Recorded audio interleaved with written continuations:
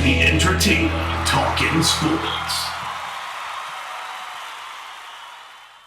What is going on, football fans? Back at it with another New York Giants video. And before I get started on the video about Pat Shurmur, I just want to let you guys know that tonight I will be live for the Q&A right around 9 p.m. I had a lot of fun doing that last week, and I'm going to continue to do it as long as you guys show up, show support, and yeah, want to talk Giants football. So I'll be recapping, obviously, the Dallas game, and we'll be talking about the past, present, and future for the New York Giants, whatever you guys want to ask me.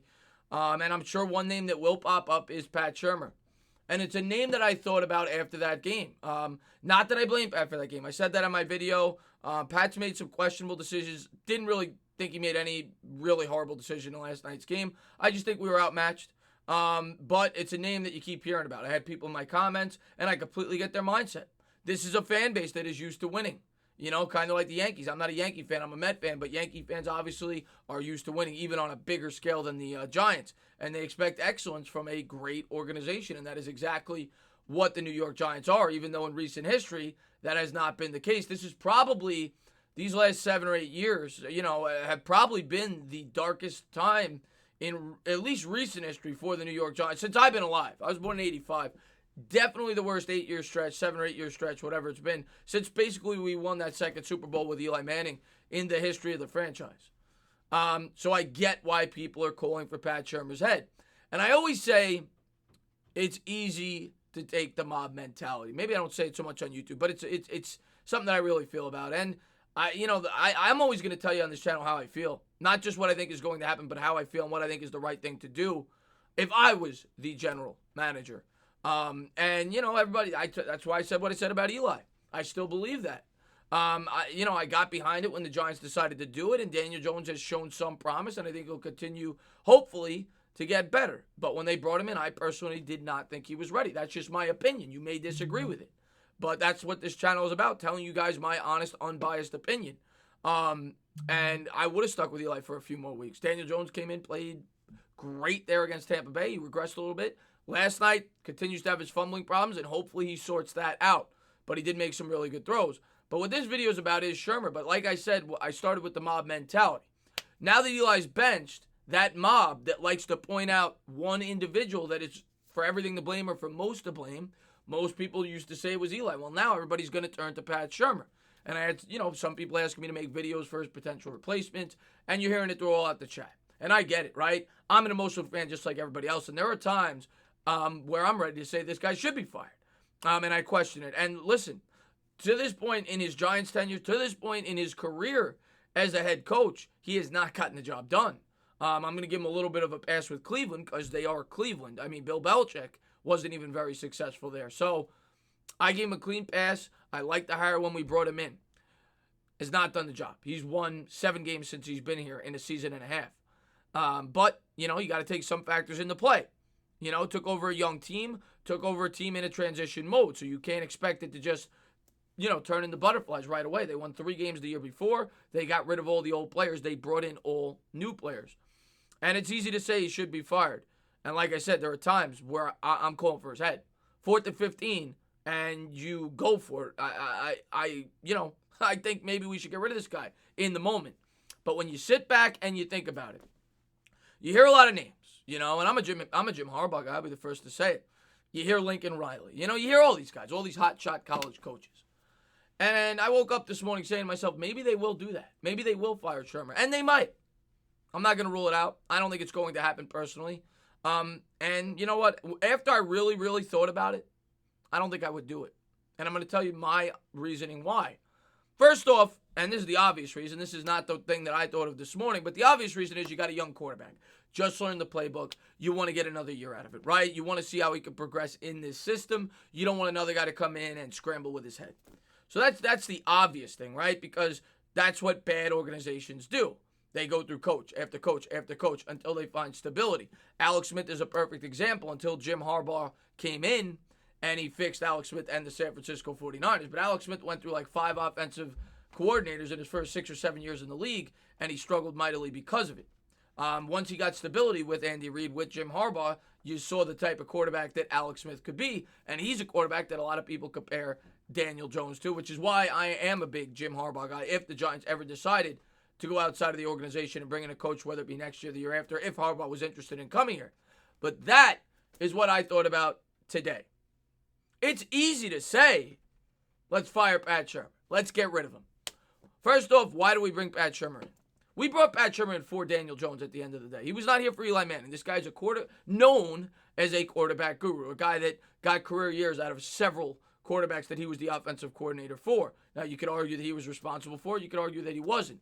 But that's why we brought him in. We brought him in to mentor Daniel Jones and show him the ropes and teach him a system that he could thrive in. We also drafted Daniel Jones because the New York Giants, and Pat Shurmur, I'm sure, was involved in those discussions, felt that he fit Pat Shurmur's system. Okay? You follow me so far? It's the same thing with the players we brought in on the defensive system. And we've only had, now, how many games has he started? He started 7 games with Daniel Jones at the quarterback position with a subpar offensive line. We have not had a full offense yet all year. And I'm not defending Pat Shurmur. I do not think at this point in time he is a good head coach. But what I ask you guys is, it's easy to say we should go out and get all these guys, these Lincoln Rileys, these Harbaughs, or whoever else. If I'm a Lincoln Riley, much like a Cliff Kingsbury for the Arizona Cardinals, who's to say Lincoln Riley wants to coach Daniel Jones? Cliff Kingsbury came in and he said, oh, no. Josh Rosen doesn't fit my system. We got to start from scratch. You just invested a 6th overall pick in Daniel Jones. So it's very easy to say, let's just bring in this coach. A new coach like that is going to want things his way. And last I checked, most quarterbacks that play in Oklahoma are not very similar to a guy like a Daniel Jones. Kyler Murray is not very similar. And that's just an example because it's not just bad dog. A lot of people say Lincoln Riley. That's just an example. But my thought process is this. Why would you pigeonhole yourself? Why would you try to force it? Why wouldn't you want to have a situation kind of like the Giants had when they hired Shurmur to pick whoever they want, that's out there on the open market? Daniel Jones only having 1 year. The coach has to think that Daniel Jones is the type of quarterback that he thinks could fit in his system. And hopefully Daniel Jones is the guy going forward. But you brought Jones in to play under Shurmur's system. Let's just say, hypothetically, Jones doesn't do well next year in that system. So then what are you going to do? Are you going to hold on to Jones for another year and fire that guy and bring in another guy that has to fit? If I'm a head coach and a high-profile head coach, I want to go into a situation where there's either a ready-made quarterback or I want to have say of who is going to man my football team at that position, being that it's the most important position. So I always think that a head coach is the most important person on a football team. And I think that you're limiting your candidates if you say that Daniel Jones has to be your starting quarterback, which the New York Giants should absolutely say at this point in time, right? They took him 6th overall, and he's going to be their quarterback next year. And maybe there are some great coaches that want Daniel Jones as their quarterback, but I'm sure there's some that don't. And that's not a knock on Daniel Jones. Daniel Jones probably wouldn't fit the air raid offense as well as a guy like a Kyler Murray. And I just use Cliff Kingsbury as an example because the Cardinals did exactly what potentially would have to happen if we brought in a certain guy like a Lincoln Riley. So that's my thought process. You drafted Daniel Jones 6th overall because he fit Shurmur's system.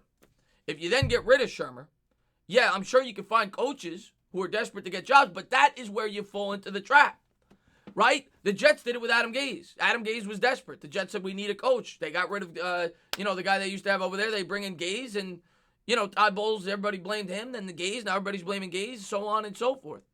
I think you got to let it play out at least another year. And if it does not work next year, that is when you look for a head coach. I think Shurmur's on the chopping block next year. I think he comes in on the chopping block. I think he's got to prove himself after they had all the free agents, but it's not the right time, in my opinion, to fire Pat Shurmur. I'm not going to go with the mob on this one. And we'll see what the New York Giants do. Like I said, much like with Eli Manning, if the Giants do decide to move on for Pat Shurmur, I am not going to be one that's outspoken against it. I'm going to recognize why they did it, right? Eli Manning had one winning season over a 7-year stretch. You just invested a high pick in Daniel Jones, so I went along with it. I would do the same thing if they decided to move on from Shurmur. But if it was me, I would wait one more year until I decided to make that, because like I said, if you wait another year and Daniel Jones is not getting it done, and say you finish in the bottom 3 again, You could then bring in a coach and you allow him to make that decision. Do I want to stick with Daniel Jones or do I want to draft a quarterback? That's just my take on it. And if I'm a head coach, I would want that freedom. Because in the NFL, at the end of the day, you're as good as your quarterback. If you're a head coach, you need a good quarterback, and you need a quarterback you feel comfortable with. So, most high-profile coaches are not going to want to be told who has to be their starting quarterback, unless, like I said, it's an established veteran like a Aaron Rodgers, right, or a Tom Brady, or Pat Mahomes, or someone like that. So we'll see how it all plays out. But I just want to give you guys my thought on the situation at the quarterback spot and at the head coach position with Pat Shurmur, being that a lot of people seem to want Pat Shurmur gone yesterday. And that's my thoughts on it.